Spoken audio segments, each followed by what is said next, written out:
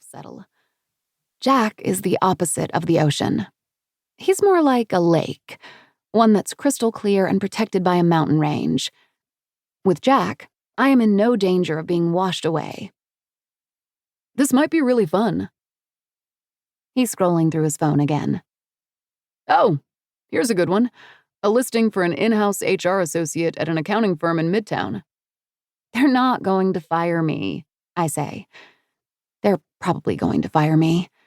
I'm in the firing business, and I can't imagine how this ends any other way. Frankly, I'd fire me, but I'm so sick of talking about this and the tight, defensive way it makes my body feel. They might, Sam. He puts his hand on my shoulder.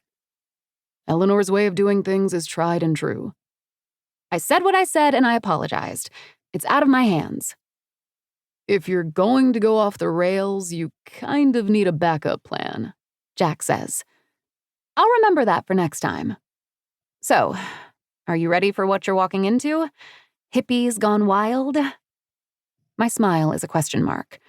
There's no Wi-Fi or air conditioning, but if you're looking to see a statue of David made out of pipe cleaners, this is the place for you. Jack laughs, presumably because he thinks I'm exaggerating. I've been wanting to see this for years. I'm ready as hell. Jack knows my parents in the city. Between the months of September and May, where they live in the same Lower East Side 2-bedroom rent-controlled apartment that Travis and I and then Gracie grew up in. After 32 years in that apartment, they practically live for free.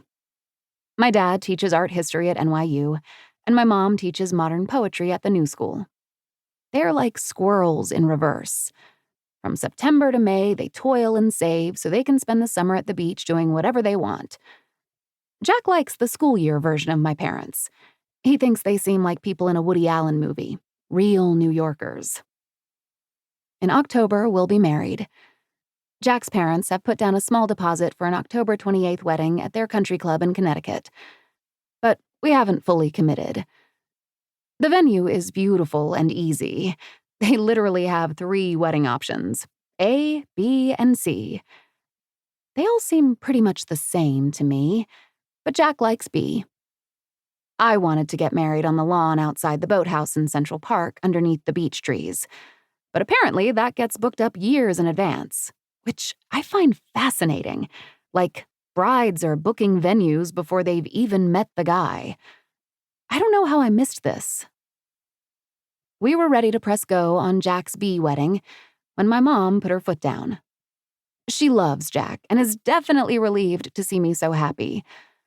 But as the wedding gets closer, she's starting to feel left out of the planning. She feels like the spirit of my family isn't being represented.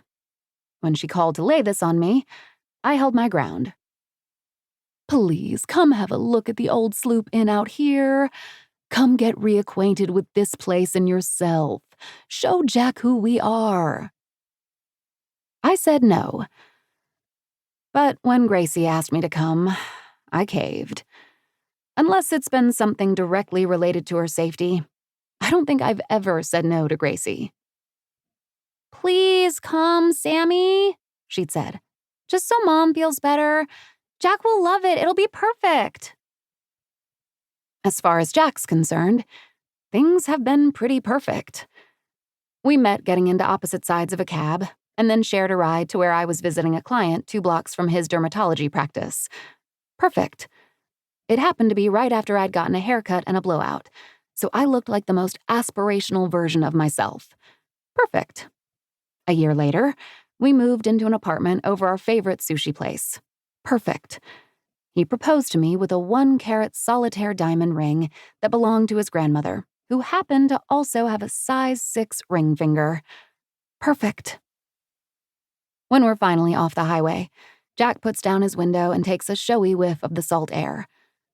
Jack bought this convertible BMW in a moment of madness I can't quite put a context to, though he's never once taken the top off on account of the sun. Every time I get in, I wonder if his alter ego appeared one day and bought it. A bizarro world version of Superman, one who welcomes sun on his face and tolerates unkempt hair. It both delights and terrifies me to think he could also go totally off the rails for a minute.